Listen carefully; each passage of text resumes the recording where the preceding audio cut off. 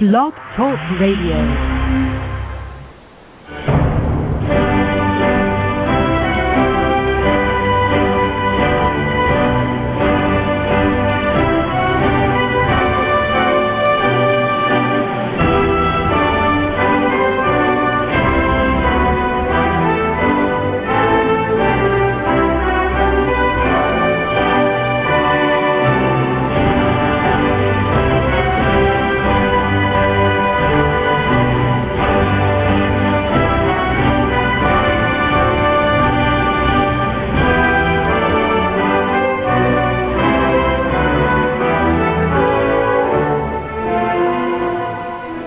Boa noite, meus amigos. Estamos aqui de volta. Como sempre, começamos invocando a Santíssima Virgem Maria, o Santo Padre Pio de Pietrelcina, para que roguem a Deus que nenhuma injustiça se cometa neste programa.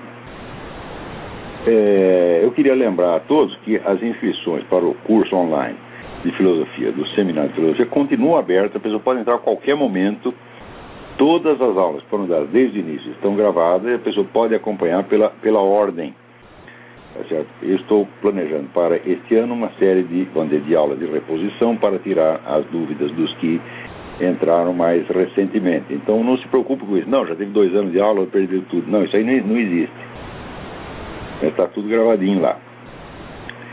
Muito bem, aqui nos Estados Unidos voltaram as polêmicas em torno da certidão de nascimento do presidente Barack Obama, porque o governador do Havaí, Neil Abercrombie, né, está agora ameaçando divulgar a versão integral da certidão de nascimento, que é a única que circula aí pela internet. É uma versão resumida, que não prova nada, porque já se conhece muitos casos de pessoas que não nasceram no Havaí que obtiveram aquela certidão resumida. O que tem que divulgar é a certidão originária, assinada pelo médico que fez o parto, com o nome do hospital, etc. Veja, tudo na vida do Barack Obama é um mistério. Ele, por exemplo, ele nasceu simultaneamente em 2 hospitais. Tem um hospital no qual ele diz ter nascido e tem outro hospital. Ele mandou, quando fez o centenário do hospital, ele mandou cumprimentos ao hospital, parabéns, sabe? Eu gosto muito de vocês, porque afinal de contas eu nasci nesse hospital. Então agora ninguém mais sabe. A irmã dele diz que ele nasceu num, ele diz que nasceu no outro. Provavelmente nasceu nos 2, tá certo? Então nem isso se sabe. E a governadora anterior do Havaí baixou um decreto proibindo acesso de qualquer pessoa à certidão originária. Então ficou um mistério, né? Até hoje nada se sabe do Barack Obama. Eu acho uma coisa realmente incrível, porque o outro candidato, o McCain, os caras investigaram assim, até a cor da cueca que ele estava usando quando foi preso no Vietnã. Sabe-se tudo dele, né? Porque também o McCain também tenha nascido fora do território americano, nasceu no Panamá, mas nasceu numa base americana, então era território americano. Mas criou-se uma bafafá em torno da nacionalidade americana do McCain. Quando chegou no Barack Obama, ninguém quis saber de nada, ninguém investiga coisa nenhuma, e se você tenta investigar, já, né, carimbam você. Não, você é louco, você está teórico da conspiração, etc. Quer dizer, é proibido, o negócio, aquele famoso negócio que falava o Eric Feiglin, a proibição de perguntar. É isso. Então, o governador, né, que é um adepto do Barack Obama, não é um inimigo do Barack Obama e não faz parte da campanha dos chamados birthers. Birthers é o cara que exige o birth certificate, né? Ele não sei por que deu na cabeça dele que ele quer publicar um negócio agora, mas mesmo assim ainda não fez nada, não. Na verdade, ele não ameaçou publicar a certidão de nascimento. Ele disse, nós queremos publicar mais documentação a respeito do nascimento de Barack Obama. Então, provavelmente, isso aí é outro blefe, né? Porque quando disseram que iam publicar alguma coisa, publicaram um anuncinho que saiu no jornal, né, do casal Obama comunicando o nascimento do seu filho naquela data. Mas quando foram ver, o endereço que eles davam, o endereço era falso. Então, esse anúncio não serve para provar nada, né? Mas é toda a vida do Barack Obama que é um mistério. Por exemplo, ele esteve no Paquistão numa época em que era proibida a entrada de americanos lá. Então até hoje ninguém sabe com que raio de documento ele entrou lá. E esse é um dos muitos mistérios, né? E agora Até o comentarista da MSNBC, o Chris Matthews, que até um tempo atrás tinha horror dos birthers, agora até ele está exigindo, não, eu quero ver o raio da certidão de nascimento. Então, vamos ver no que vai dar isso aí.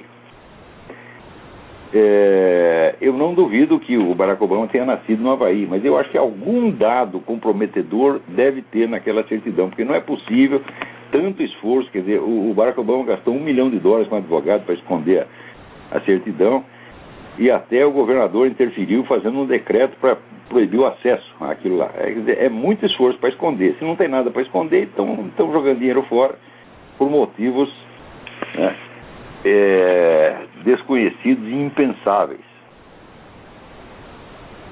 Agora, olha, para não dizer que só tem notícia ruim, aqui me chegou um negócio extraordinário. Quem tem filhos em idade escolar para segundo ciclo, fique sabendo que o Colégio do São Bento está revitalizando o seu ensino médio, não no colégio inteiro, numa parte dele, presta atenção, né? Para restaurar a educação católica. Veja você, mas é muita cara de pau do Colégio São Bento querer fazer educação católica. Que coisa mais horrorosa. Isso tem que ser denunciado às autoridades. Olha, eles estão lá ensinando, o Colégio Católico está ensinando catolicismo, que coisa mais horrorosa, né? Então, aqui, me mandaram um aviso dizendo a pedagogia da equipe formadora, o estilo educativo está fundamentado na busca da finalidade última da educação, sendo talvez a única alternativa àquilo que vem sendo oferecido pela quase totalidade das escolas brasileiras. A formação e a orientação oferecidas no colégio serão fundamentadas nos princípios e valores da fé católica. Olha que escândalo, meu Deus do céu. A família que se matricula, ela própria passará por formação constante. O aluno será acompanhado por um professor tutor da sua escolha que buscará ajudá-lo no seu desenvolvimento pleno como ser humano, levando em consideração as implicações profundas que isso acarreta. O mesmo tutor do aluno desenvolverá um convívio e um diálogo constante com a família do aluno, um sistema que eles chamam de preceptoria. Esse trabalho com as famílias é fundamental e indispensável para buscar o fim pretendido pelo colégio. A equipe de educadores é composta por pessoas qualificadas e uma profunda visão sobre a educação. Quem estiver interessado, não adianta ir lá no Colégio São Bento, porque é só uma parte que funciona assim. Então, vou dar o telefone para vocês e o nome da pessoa. O telefone é 011-3328-8987, para agendar, ou então 011-6447-7327. Vou repetir, 011-3328-8797 ou 011-6447-7237, para agendar entrevista com a secretária do colégio, Liege Carvalho, não é minha parente. Então, se você é malvado o suficiente para submeter o seu filhinho à educação católica, em vez de enviá-lo a essas maravilhosas escolas que lhe darão um kit gay, você então telefone para Liege Carvalho e inscreva no Colégio São Bento. Agora, aqui, veja o seguinte, o procurador-geral Eric Holder agora está sendo processado, ele e o FBI estão sendo processados porque, sutilmente, você vê, quando os caras não conseguem fazer a coisa por meio de legislação, esse é o sistema legislativo moderno. Você não precisa votar nada, não passa pelo parlamento, você faz lá uma portaria, você faz um regulamento de departamento, né? E a coisa você acaba impondo coisas que não estão na lei. Até a turma legislativa descobrir, passou 10 anos. Então, o que o FBI e o Procurador-Geral fazem? Eles estavam negando o direito de carregar armas para qualquer pessoa que tivesse uma simples contravenção. Aqui, por exemplo, cuspir na rua é contravenção. Quer dizer, você cuspiu na rua, nunca mais você pode ter uma arma na sua vida. Quer dizer, eles fazem de todo jeito para boicotar o direito do cidadão possuir armas. Aqui nos Estados Unidos está comprovado que onde a população tem mais armas, você tem menos crimes, tá certo? E a cidade de Washington, onde era totalmente proibido ter armas, era recordista de criminalidade. Agora até mudaram isso. Então, como a Suprema Corte derrubou a proibição de ter armas em Washington, o que fez o Procurador-Geral e o FBI, o que eles fizeram? Inventaram botaram lá uma portaria, olha, se você tem uma contravenção penal, você já não pode ter armas pelo resto da sua vida. Cuspir na rua, mijar na rua nem se fala, né? Uma vez o meu irmão foi preso porque mijou na rua na Praça Júlio Mesquita, às 3 horas da manhã. aquela população de mendigos e prostitutas ficaram todos chocadíssimos, tá certo? E chegou lá um delegado e deixou meu irmão lá de molho na cadeia. Isso faz anos, né? Então aqui também é uma coisa, mijou na rua, nunca mais você vai ter uma arma. E isso é completamente ilegal, anticonstitucional. Então agora tem um pessoal que está processando o Eric Holder e o FBI. Vai lá, toma o dinheiro deles, ou põe esse desgraçado na cadeia, né?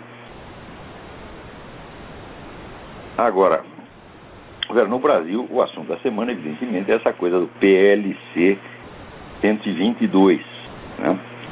Isso aqui alguém me manda um artigo escrito por um sujeito chamado Paulo Tavares Mariante, no qual ele afirma, mas a cara de pau dessa gente é ilimitada, ilimitada. Olha aqui, diz ele, não há nenhum dispositivo no projeto de lei 122 que pretenda impedir a justa e legítima manifestação religiosa, até porque o direito à liberdade de culto e de expressão religiosa está plenamente garantido pela Constituição Federal. Ora, meu Deus do céu. Veja, eu vou ler aqui para vocês um artigo, um pedaço pelo menos de um artigo que eu vou publicar essa semana no Diário do Comércio, para vocês terem ideia de até onde vai essa coisa, né? O artigo chama-se Camisa de Força. As declarações recentes da Igreja Anglicana do Brasil em favor do projeto de lei 12206, os argumentos deles são os mesmos desse tal de Mariante, né? Fornecem-nos o exemplo completo e acabado da duplicidade da linguagem a que é preciso recorrer quando se defende o indefensável. Embora o estilo bífido seja o mais notório hábito do demônio, seu emprego não merecendo respeito nem tolerância, sobretudo quando praticado em nome da religião, isto não implica da parte de seus usuários nenhuma intenção consciente de ludibriar o ouvinte ou o leitor. Ao contrário, nos dias que correm, aquela ambiguidade sorrateira, perversa, que encobre com as mesmas palavras as ações mais opostas e contraditórias, já se tornou em muitas pessoas um vício automatizado e quase que uma segunda natureza. Isso quer dizer que não é que você tem uma intenção safada, ele é safado em si, portanto tudo que ele fizer será safado, mesmo que ele tenha nenhuma intenção. Se ele tiver a melhor boa intenção do mundo, ainda vai ser safadeza. E é exatamente isso que acontece com essas pessoas. Elas não têm uma intenção de ludibriar, não, elas vivem ludibriando. Isso para eles é natural. Isso não as desculpa de maneira alguma. O mal não se faz menos detestável porque uma rotina entorpecente o tornou indiscernível do bem. Em si, o documento não tem aquele mínimo de consistência que o tornaria merecedor de uma resposta. Está abaixo da possibilidade de ser debatido. Só pode ser analisado como sintoma de vícios de pensamento que hoje em dia são gerais e endêmicos na sociedade brasileira. O objetivo nominal com que se apresenta é contestar, com área de quem passa pito, algumas objeções correntes àquela proposta legislativa, especialmente as que a veem como um instrumento destinado a limitar severamente a liberdade de expressão. Daí vai aqui a citação, aspas. Crítica comum ao PLC 122 é de que o mesmo proibiria as pessoas de criticarem a homossexualidade e que implicaria numa ditadura, numa mordaça àqueles que não concordam com o estilo de vida homossexual. Contudo, essas colocações se pautam em um simplismo acrítico ou em má-fé de seus defensores. Então já vem acusando nós de má-fé. Vamos ver quem é que tem má-fé aí. E contra essa objeção alega a Igreja Anglicana que naquele projeto de lei, aspas, não há criminalização específica da discriminação não violenta por orientação sexual ou por identidade de gênero. Fecha aspas. Assim estaria resguardado o direito à crítica. Abre aspas. Opiniões respeitosas, embora críticas à pessoa do homossexual, não configurarão crime por força do PLC 122. Fecha aspas. Se o leitor suspira aliviado diante dessas observações, faria melhor em notar que elas significam o oposto do que parecem dizer. Prossegue o documento, aspas. Criticar a homossexualidade e não a pessoa homossexual concreta implica em... o sujeito é analfabeto. Implica em um discurso segregacionista que se equipara a discursos de ódio que não pode ser tolerado. Quer dizer, os discursos não podem ser tolerados. Tá certo? Isto é o porta-voz, o redator ali, oficial da Igreja Anglicana. Meu Deus do céu. Né? Fecha aspas. A redação abominável mal esconde o sentido ameaçador daquilo que pretende vender como inofensivo.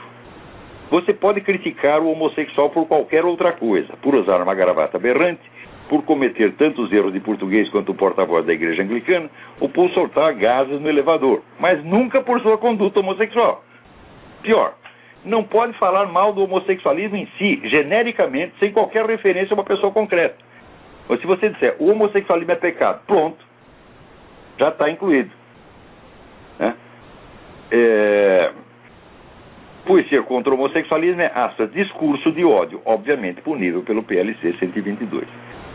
Mais claramente ainda, o documento afirma que todas as modalidades de discriminação serão castigadas, ainda que, aspas, sejam tais ações perpetradas por motivação moral, ética, filosófica ou psicológica, fecha aspas.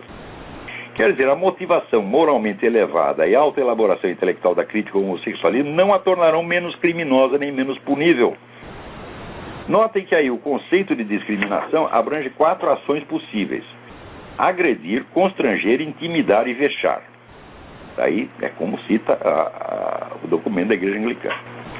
Vexar, prossegue o documento citando o dicionário Wise, é, aspas, causar vexame ou humilhação, sendo vexame, segundo o mesmo dicionário, tudo que causa vergonha ou afronta. Fecha aspas. Ora, qualquer ensinamento que tente mostrar a um cidadão o caráter imoral ou pecaminoso da sua conduta, mesmo que o faça nos termos mais gentis e carinhosos do mundo, não tem como deixar de lhe infundir um sentimento de vergonha. Mais que vergonha, culpa e arrependimento que não vem sem humilhação. Em suma, a simples pregação moral que tenta induzir um indivíduo a abandonar as práticas homossexuais já está catalogada de antemão como crime e niveladas as ações de agredir, constranger e intimidar. Quer dizer, você bater num sujeito, constrangê-lo, por exemplo, prendê-lo num quarto, fazer para que ele não possa sair, ou intimidá-lo, essas ações estão niveladas de simples vexar. Quer dizer, se eu digo para você que o homossexualismo é pecado, você está tentando me envergonhar, você está me humilhando. Pronto, você vai pra cana porque humilhou o desgraçado, pô. Né? A permissão de, aspas, opiniões respeitosas, embora críticas, fecha aspas, é com toda evidência uma armadilha destinada a proibir toda e qualquer opinião crítica, mesmo moralmente digna e fundada em motivos intelectualmente relevantes. A própria escolha do adjetivo revela a ambiguidade maliciosa do autor do escrito. Opiniões respeitosas, diz ele. Respeitosas a quem e a quê? Respeitosas à pessoa humana somente ou respeitosas aos seus hábitos homossexuais também? É evidente que se alguém considera um hábito respeitável, não tem por que criticá-lo do ponto de vista moral. Se o critica, é porque não o considera respeitável de maneira alguma. Dito de outro modo, você pode criticar o homossexual desde que aceite sua conduta homossexual como respeitável e superior a críticas, e desde que se abstenha até mesmo de dizer alguma palavra contra a homossexualidade em geral. Chamar isso de mordaça é eufemismo. Mordaça impede apenas de falar, não de pensar. O PL 122 não é uma mordaça, é uma camisa de força mental que impõe a todos os possíveis críticos do homossexualismo uma obrigação psicologicamente impossível, a de criticar sem críticas. Muito mais do que restringir a liberdade de expressão, estrangula a liberdade de pensamento. É uma lei propositadamente absurda, feita na base da estimulação contraditória, para instilar na população um estado de perplexidade apatetada, temor irracional e obediência canina. Se esse monstrengo jurídico, digno da rainha de copas, nasceu da pura confusão mental de seus autores ou de um propósito maquiavélico de reduzir o público à menoridade mental, é algo que se pode conjecturar. As duas hipóteses não se excluem, nem no projeto em si, nem na sua apologia anglicana. Ora, esse negócio da estimulação contraditória e de colocar as pessoas numa posição absurda se revela ainda mais claramente, né, agora comentando já um artigo, se revela ainda mais claramente quando se vê este kit que o Ministério da Educação preparou para ser distribuído a todas as escolas. Pelo conteúdo do kit, se entende qual é a interpretação que o governo da República Brasileira dá a esses crimes de discriminação. O que eles consideram discriminação e o que o governo considerará punível. Então ali passa um vídeo, né, de um menino que se chama, sei lá, Zé Roberto, Toninho, sei lá o quê, mas que lá pelas tantas ele sente que é menina e ele exige ser chamado de Bianca, né? Então, quando as pessoas se recusam a chamá-lo de Bianca, então o Ministério da Educação diz que isso é uma odiosa discriminação. Porque o cara sentiu que é mulher, pô. Né? Ora, meu filho, se eu sentir que eu sou um hipopótamo, né? O que vocês vão fazer comigo? Né? Então, veja, este vídeo mostra que você recusar-se a tratar um travesti, transexual, drag queen como mulher será considerado discriminação e será, portanto, punível pela PL 122. Agora acontece o seguinte: o sujeito chega dentro de mim, eu vejo que ele é um homem, né? Tem todas as características anatômicas de homem, apenas está com uma peruca e com um vestido tubinho, tá certo? Então, eu vejo que ele é homem, eu sinto que ele é homem, mas ele sente que ele é mulher. Quer dizer, a fantasia sexual dele torna-se mais respeitável do que a minha percepção e o meu sentimento. O que vale é o sentimento dele.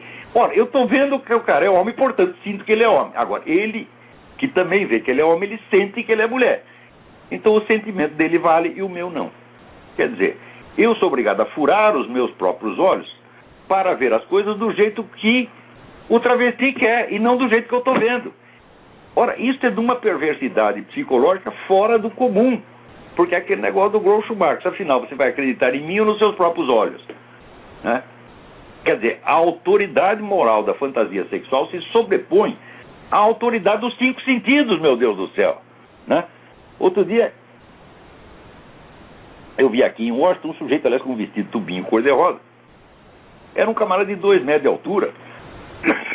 Né? E o fato dele estar vestido como mulher só fazia transparecer a sua macheza. Eu nunca vi um sujeito tão macho na minha vida. E é por contraste, quanto mais feminino ele queria parecer, né, mais a natureza dos fatos protestava que ele era homem. Então, vai ser difícil esse negócio. Quer dizer, coloca você numa posição psicologicamente insustentável. E lhe impõe a tirania do capricho do outro. Né? Porque amanhã ou depois o sujeito diz, agora não sou mais mulher. Não aconteceu outro dia, vocês não viram o caso do inglês, que até cortou o peru. Cortou o peru e depois se arrependeu. Não quero mais, agora quero ser homem de novo. Daí mandou, como tinha dinheiro sobrando, mandou fazer outro peru, né? E arrumou a mulher, está lá casado com a mulher. Quer dizer, ele primeiro nos impõe que nós temos que chamá-lo de Bianca, de Ângelo, de Tereza, né? Depois só, não, agora eu sou o Armando, sou o Zezinho. O que há? Que palhaçada é essa? Como é que nós vamos aceitar uma imposição absurda dessa? Isso é realmente a legislação da rainha de copas, né? Quer dizer, primeiro a sentença, depois o julgamento, né? Quer dizer, é uma lei absolutamente dadaísta que impõe a loucura dos legisladores a toda a população. Nós não podemos aceitar isso de jeito nenhum, independentemente de discutir a questão do homossexualismo. Agora, pior, para mostrar que tem mais absurdo ainda, né? Esses fulanos que pretendem ser chamados de Ângelo de Tereza classificam-se em 3 tipos. O primeiro é o transexual. Quer dizer, o transexual é o cara que tem realmente uma identidade feminina e que, bom, idealmente, ele se submeteria até a uma cirurgia de mudança de sexo. Quer dizer, sacrificaria o próprio peru em defesa da sua tese. Aqui, eu sou mulher, vou provar, toma lá o meu peru, leva de volta. Hã? A maioria dos transexuais não faz nem isso. Hã? Segundo, tem os travestis, quer dizer, o cara que sabe que é homem e gosta de ser homem, mas ele apenas se sente sexualmente excitado quando ele se veste de mulher. E terceiro, tem o drag queen, que não é nem isso, que é o cara que se veste de mulher de gozação. Os 3 têm o direito de ser chamado de Tereza agora? Hã? E aqueles travestis, que tem muito travesti, que dizem, você pergunta, quer fazer operação de cirurgia de sexo, mudança de sexo? Não, eu quero o meu peru, tenho muito orgulho do meu peru. Não, você veja,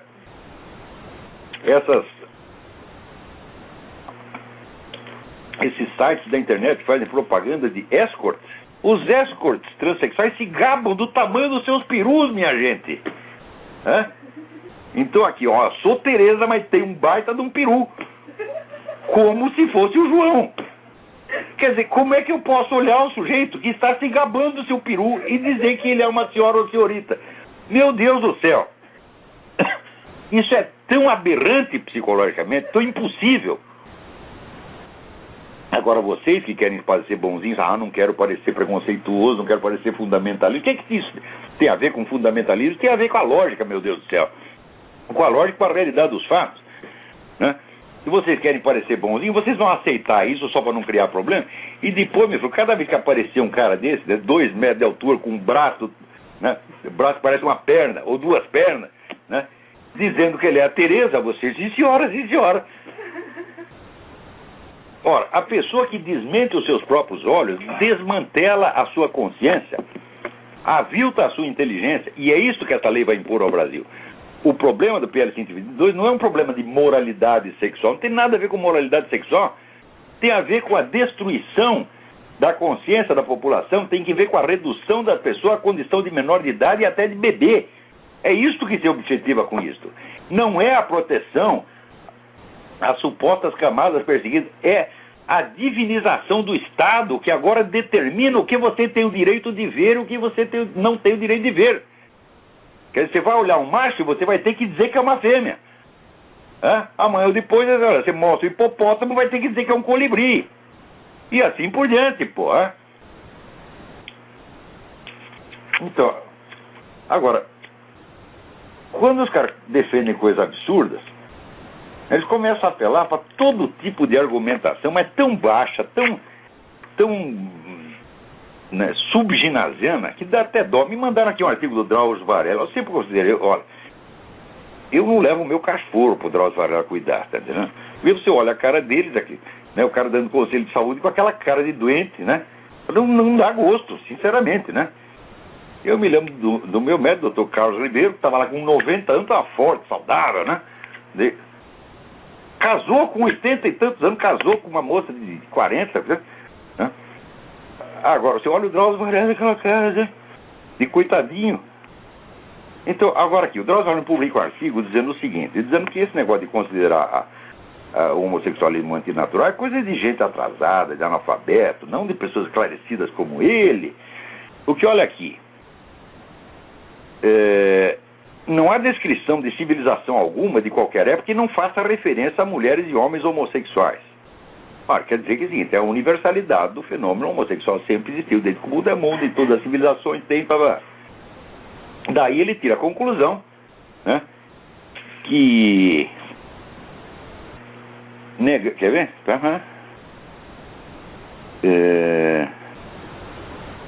Negar a pessoas do mesmo sexo permissão para viver em uniões estáveis com os mesmos direitos das uniões heterossexuais é uma imposição abusiva.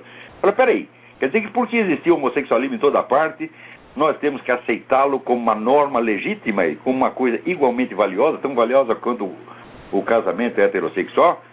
Não, seu Drauzio Varela. Para isso você teria que provar, não que houve homossexualismo em toda a sociedade, mas que todas as sociedades o aceitavam como legítimo e normal. O que é exatamente o contrário. Essa história, por exemplo, de que o homossexualismo era aceito na Grécia e Roma, isso é uma coisa de analfabeto como você. Vai lá, a legislação grega e romana contra isso era extremamente rigorosa. Tá certo? E, às vezes, se tolerava o homossexualismo, assim como se tolera a bebedeira.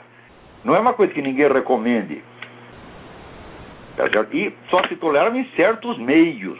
Né? Para as famílias em geral, ninguém tolerava, não. Então, você não encontrará nenhuma sociedade humana, seu Drauzio Varela. Você encontra sociedades que têm mais tolerância, mais paciência, como a nossa mesma tem, como, aliás, eu mesmo tenho. Eu nunca abri minha boca para falar mal de ninguém por ser homossexual, ou trissexual, ou tetrasexual, sei lá. Né? Mas uma coisa é tolerar, agora outra coisa é querer impor como normativo e como coisa de idêntico valor com o casamento. Né? Então me mostra, Drauzio, alguma sociedade que tenha considerado a união gay uma coisa tão digna e respeitável quanto o casamento heterossexual, casamento de homem e mulher. Não tem nenhuma, seu Drauzio.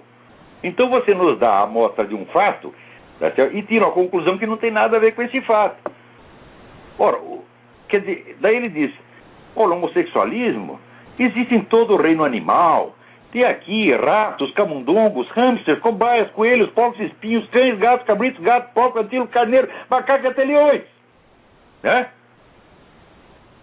Olha só. Macacos e até leões. Quer dizer, porque toda esta gente do reino animal está praticando isso, significa que é moralmente legítimo, recomendável, respeitabilíssimo para o ser humano. Ora, quer dizer que uma conduta pode estar numericamente disseminada, não só na espécie humana, como na espécie animal, torna-se automaticamente um direito. Escuta, você não sabe, a regra elementar do método científico, de um fato não se deduz um valor. Não é porque uma coisa acontece muito, Não é que você deve proclamar que ela é legítima, que ela é boa ou que é ilegítima. Quer dizer, você nunca ouviu falar de non sequitur? Não, você nunca ouviu falar de non sequitur, você não sabe o que é um non sequitur, senão você não o cometeria com tanta constância. Ele comete um non sequitur e dá posa de superior e de inteligente. Para os mais esclarecidos, como nós, Drauzio Varellas, os mais burros como Drauzio Varela, meu Deus do céu. Quando é que você vai entender que esse cara é burro? Né?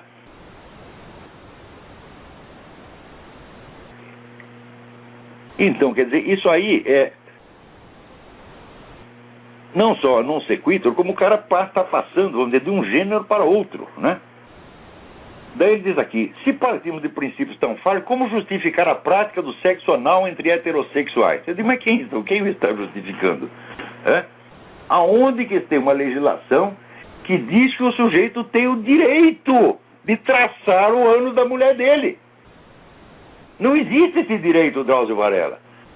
A mulher pode pedir o divórcio se o cara forçar a fazer uma coisa dessa. Se ela concordar também, tá bom, isso aí é putaria privada, não tem nada a ver com isso. Mas se o cara disser, seu juiz aqui, eu quero divórcio porque minha mulher não quer me dar o rabo. Experimentem num juiz para falar isso.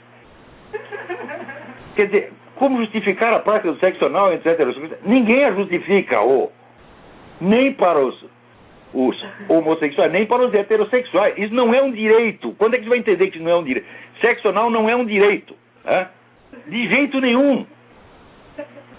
Agora, se há uma concordância mútua, acabou o problema. Continua não sendo direito, é apenas um fato. Mas, né, experimente, seu Drauzio Varela, experimente você fazer sexo anal com uma mulher que não quer. Você vai ter um direito constitucional, tem o direito, né? Ela vai no juiz e te prende, rapaz. Como tu é burro. E o sexo oral, né? Sexo oral também não é um direito. É uma concessão que as pessoas fazem umas das outras, mas não é um direito. Direito é aquilo que está assegurado por lei. Se fosse um direito, você poderia pedir o divórcio e ele pedir indenização da sua mulher porque ela não quis fazer sexo anal com você. Né?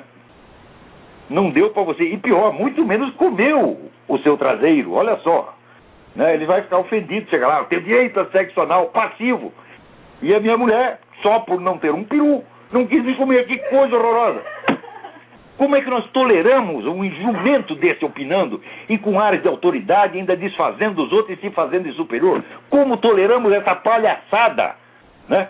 Não é uma questão de divergência de ideias. Eu não tenho divergência de ideia com o Drauzio Varela porque ele não tem ideia nenhuma.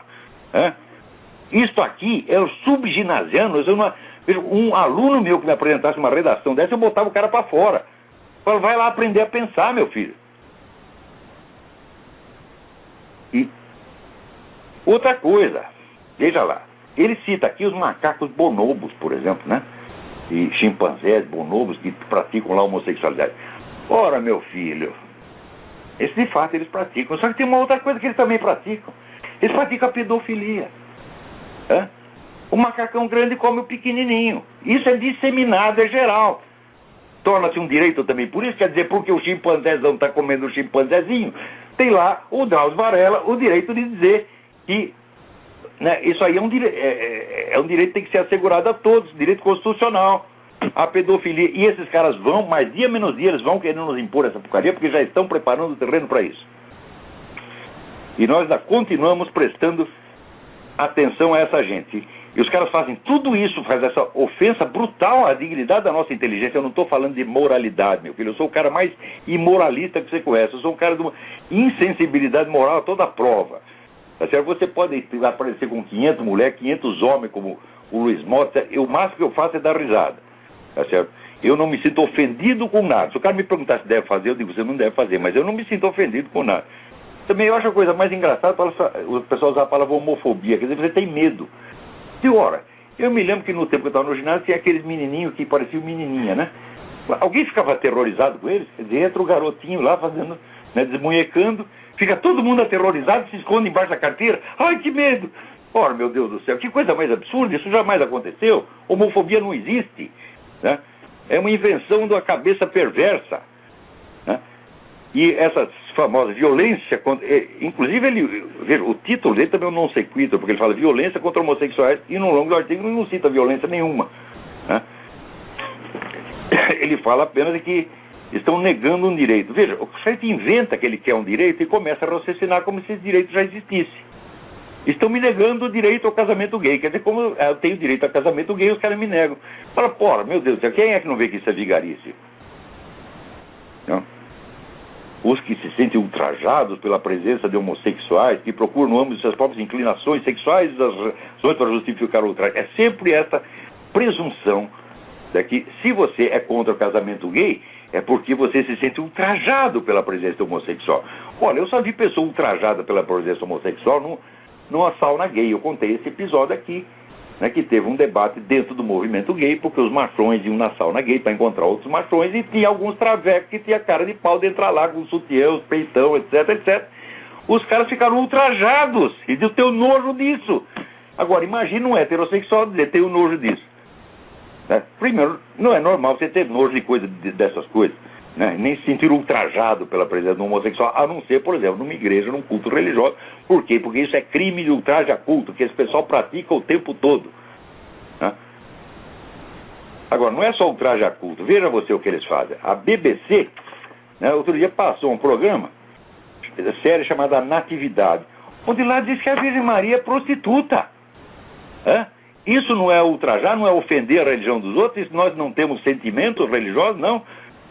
Quer dizer, o nosso sentimento de respeito, devoção, amor à Santíssima Virgem Maria não merece ser respeitado. Agora, o sentimento de um machão peludo que acha que é mulher, esse sim é sacrossanto. Ora, vamos pra merda, porra! Quer dizer, o que é isto? Tem alguém na linha aí? Alô, quem é?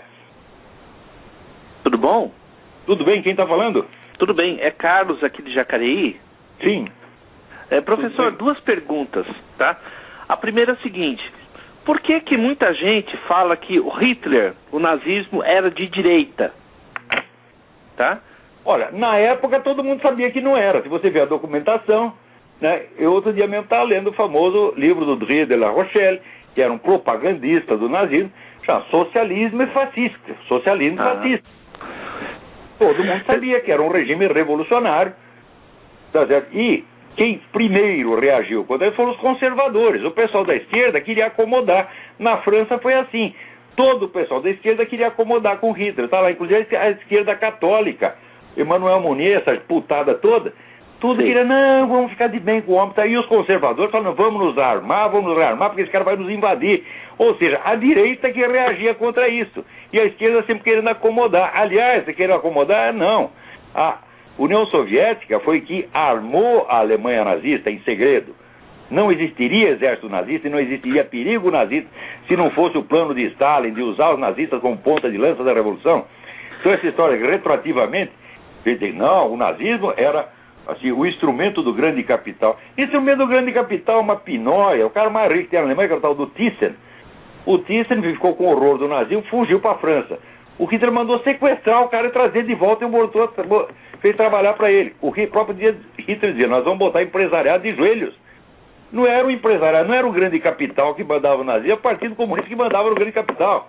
Esses caras inverteram tudo, isso é um bando de vigarista, porra. Tanto é que o Stalin ajudou o Hitler, né? Exatamente, se não fosse Stalin, não existia. Hoje, no começo, o livro do Ernest Toppich, o primeiro que levantou essa lebre, Hitler's Stalin's War, o livro chama, um clássico, né? Hoje tem uns 20 livros documentando isso, sobretudo com o material dos arquivos de Moscou quando foram reabertos. Hoje essa tese está mais do que provada. O Stalin planejou toda a Segunda Guerra com antecedência, usando os nazistas como instrumento, como ele dizia, o navio quebra-gelo da Revolução.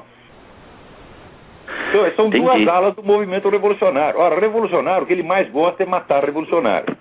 Ele mata menos reacionário do que revolucionário. Isso sempre foi assim. Você faz uma revolução, no dia seguinte, todos os líderes da revolução estão na cadeia ou no cemitério.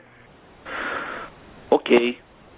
Então, professor, a segunda pergunta era o seguinte: na mesma linha da temática do Dias Gomes e da Jeanette Clerc, que tinha um fundo lá, um pano de fundo de mensagem comunista, os filmes do Mazzaropi não tinham também esse pano meio comunista, que era lá o dono da fazenda, que maltratava lá o... Mazzaropi tinha assim, tinha aquele apelo social um pouco demagógico, mas eu não sei se o Mazzaropi teve ligação com o Partido Comunista. Provavelmente alguma teve, porque ninguém subia nas artes de espetáculo do Brasil sem passar pelo beneplácito do Partido Comunista.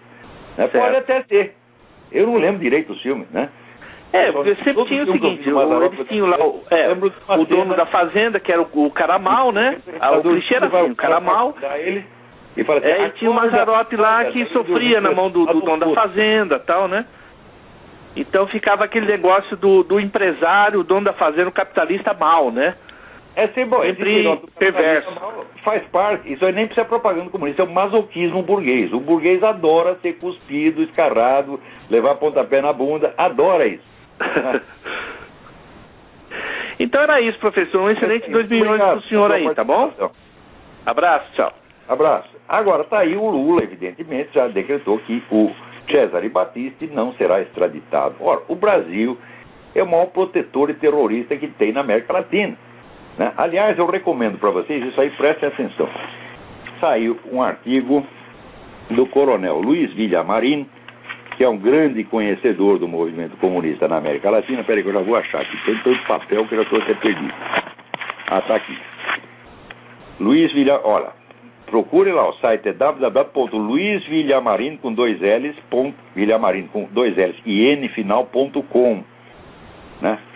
E o artigo diz aqui, né? A camarada e compatriota Dilma Rousseff é a tábua de salvação política das Farc. E é isso mesmo. E uma das finalidades que a mulher foi eleita é para isso aí mesmo. O governo brasileiro é protetor das Farc. Outro dia mesmo, comentei até na semana passada. Teve um sujeito que era membro das Farc, teve um desentendimento lá dentro, matou 19 membros das Farc e montou sua própria quadrilha de narcotráfico. Chegou no Brasil, foi preso imediatamente. Concorrente e inimigo das Farc são liquidados na mesma hora. Agora, e as Farc, propriamente dito? Não se toca nelas. E se por acaso um cara das Farc é preso, no dia seguinte, corre toda a putada petista para proteger, para tirar o sujeito da cadeia, para dar emprego, etc., e dar nacionalidade brasileira. Cesare Battisti é a mesma coisa, porra. Né? Então, quem não sabia que o Lula ia fazer isso? Então procurem lá esse artigo, esse importantíssimo, do coronel Luiz Villamarín. Camarada e compatriota Dilma Rousseff é a tábua de salvação política das Farc, que dá para você ler em espanhol.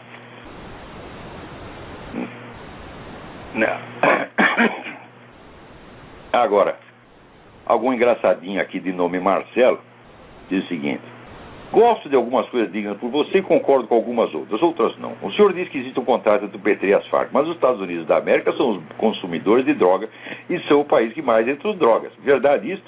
Existe relação dos Estados Unidos com as Farc? Mas que pergunta mais idiota, meu filho. As Farc não vendem droga para o governo americano. Farc vende droga na rua, vende droga em escola, etc, etc. Então, agora, no Brasil não é isso que se trata. É proteção do governo às Farc.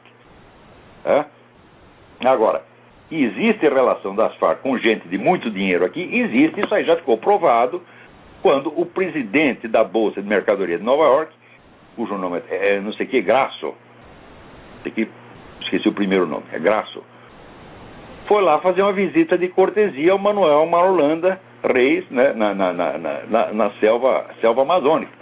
Então, dinheiro, onde tem dinheiro, meu filho, tem interesse grosso, mas isso não quer dizer que os Estados Unidos, o governo americano, esteja favorecendo isso.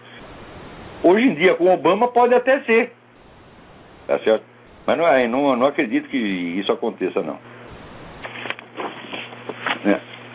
Agora, aqui estou falando do negócio da discriminação, veja você, né? O apresentador José Luiz da Atena foi condenado a uma advertência pela Secretaria de Justiça de São Paulo no processo administrativo que a Defensoria Pública móvel contra ele por discriminação homofóbica. O processo partiu de uma reportagem do programa Brasil Urgente, durante o qual a Atena usou expressões como travecão butinudo do caramba ao falar de um travesti.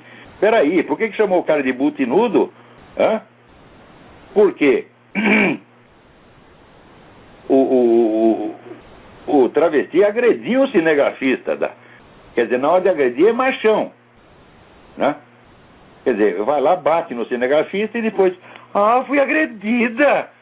Que coisa mais nojenta. E daí diz que é discriminação chamar de butinudo, mas claro que é butinudo. Eles vão lá dar uma prova de macheza e você tem que chamar de Ângela, de Tereza e de senhorita. E daí ainda vem essa porcaria de Defensoria Pública para impor essa coisa absurda, né? Vejam vocês, aquele camarada tal do Mariante diz que, né,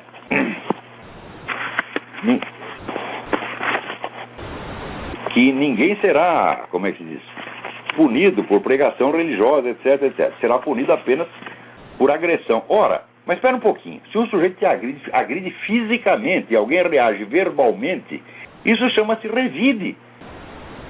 Quer dizer, o travesti tem direito de bater no cinegrafista, mas o cara da televisão não tem nem sequer o direito de chamar o cara de travecão botinudo. O que é? Tem que apanhar quieto, ainda pedir desculpa para a senhorita. Quer dizer, isso é uma violação da lógica mais elementar, violação de todos os direitos humanos, violação de todos os princípios morais e violação da própria ordem constitucional. E nós estamos tolerando isto. Muito bem. Agora, ao mesmo tempo, é claro, que isso só acontece porque o Brasil está se imbecilizando numa velocidade impressionante. Está aqui, o professor Marcelo Hermes Lima me manda aqui mais um estudo que ele fez sobre o desempenho do Brasil em 20 áreas da pesquisa científica. Tá certo? Então ele compara aqui, veja aqui.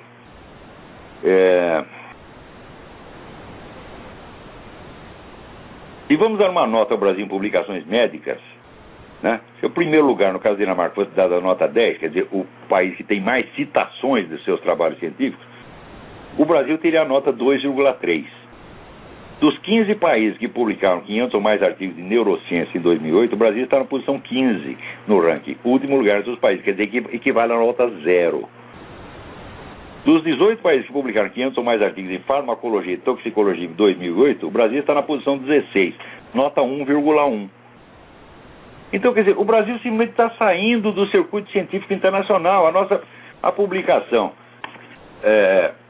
a produção científica nacional é constituída de trabalhos de escola que o professor força o aluno a publicar, para fazer número, mas só faz número. Porque aquilo não é citado, porque não tem valor, não traz informação científica nenhuma relevante, então o pessoal dos outros países lê e esquece. Se é que chega a ler, Então, a mesma queda de inteligência e de consciência você vê num debate como esse da homofobia e na produção científica. Quer dizer, tudo está indo para baixo. Já dizia Antônio Machado, quão difícil é quando todo baja no bajar também. Peraí, tem mais alguém na linha aí? A única coisa que progride no Brasil é a população carcerária, triplicou em 15 anos. Alô, quem está na linha aí? Alô? Sim. É o André, da França. André, tudo bem? Tudo bom, Olavo. Professor, eu gostaria de fazer uma pergunta. Eu vou fazer a pergunta e já desligo, todos esses acontecimentos e essa questão aí do homossexualismo, enfim, o senhor não acredita que isso tudo seja um cumprimento bíblico, vamos dizer aí, digamos, o início do João Apocalipse, uma perseguição cristã, contra os cristãos, Não, eu não sei, eu sou contra esse negócio de achar que nós estamos no Apocalipse, por quê? Lá no Novo Testamento, alguém pergunta para Jesus Cristo quando é o fim do mundo, ele diz, olha, eu não sei, só Deus Pai é que sabe. Agora, no Brasil todo mundo sabe quando vai ser o Apocalipse, Você pergunta qualquer pastorzinho, ele te informa a data, a hora e local, e afirma que já estamos dentro dele. Eu não tenho a menor ideia. Eu acho que não, porque na profecia de Fátima, a Virgem Maria disse que ia ter uma grande guerra mundial, que ia ser a pior das guerras, e que depois das guerras começariam os problemas, Então ainda falta a guerra, meu filho. Então, apocalíptico não é, não. Isso não é apocalipse. Isso é uma tremenda sem-vergonhice, isso sim. Então você também não precisa esculhambar com o Satanás, você está entendendo? Então, eu acho que quando for para fazer mesmo a desgraça final, vai ter pelo menos um lado mais sinistro, mais grandioso. Não essa coisa apenas grotesca, ridícula que nós estamos vendo tudo quanto é lado. Então agora... Oi. Feliz ano novo. Obrigado para você também. Estou abraço. aqui. O Anderson Lara me pede algumas sugestões de livros sobre política em português. Ora, está difícil porque em português não se publica nada, mas eu lembrei aqui alguns títulos que você poderia ler, que está em português. O primeiro é o livro do François Furet, Furet, F-U-R-E-T, O Passado de uma Ilusão, Ensaios sobre a Ideia Comunista no Século XX, publicado aqui, deixa eu ver, pela editora Siciliana uns anos atrás. É um dos melhores estudos sobre o comunismo. Sugiro para você um romance mas é um romance baseado em fatos reais. O autor chama-se Vladimir Volkov, com 2 Fs, Volkoff, chamado A Conversão. É um romance sobre a espionagem soviética, mas baseado em extensos conhecimentos, que o Vladimir Volkov é um dos grandes estudiosos de espionagem, desinformação, etc, etc. Ele baseou esse livro exatamente nos fatos como as coisas se desenrolam mesmo. O terceiro livro que ele recomenda é o livro do Heitor de Paula, O Eixo do Mal Latino-Americano. Esse aí, evidentemente, tem que ler. Então fica aí essas 3 sugestões de leitura para você, né? E deixa eu ver se tem mais alguma coisa. Então, olha aqui, feliz ano novo para todos, muito obrigado a todos que enviaram voto de Natal e ano novo. Não dá para responder um por um, porque são muitos. Eu fico constrangido às vezes, porque o pessoal manda muito e-mail aqui, às vezes coisas importantes. E às vezes até me escapa, porque é tanto e-mail que chega. Eu inventei esse programa para responder os e-mails, tá certo? Para dar a informação que a pessoa pediu por e-mail, mas acontece que daí esse negócio eletrônico, internet, foi feito para facilitar as tarefas, né? Só que a partir da existência desse instrumento, a exigência centuplica, né? Então, por exemplo, é muito mais fácil você responder e-mail do que botar carta no correio. Sim, só que carta no correio você botar 3 ou 4, agora e-mail você tem que responder 800. E é exatamente isso que acontece. Então eu peço de coração desculpas a todos aqueles a que eu não pude responder, ou mensagem de Natal, Ano Novo, ou qualquer outra mensagem. Peço desculpa de todo o coração, não está dando para fazer. Já não tenho condição mesmo de responder a tudo. Gostaria de ter. Então, por hoje é só, e não esqueçam do Colégio São Bento e também do Seminário de Filosofia, onde estão permanentemente abertas as inscrições. Então, quando mandarem e-mail para o Seminário de Filosofia, mandem também para minha esposa roxane.andrade@gmail.com, porque daí se escapa, né, dos meus olhos de águia, não escapa dos olhos dela, né, os meus, né, olhos de águia caquética, né, águia que já não está enxergando mais coisa nenhuma, bate no poste, né? Então é isso aí, até a semana que vem, muito obrigado.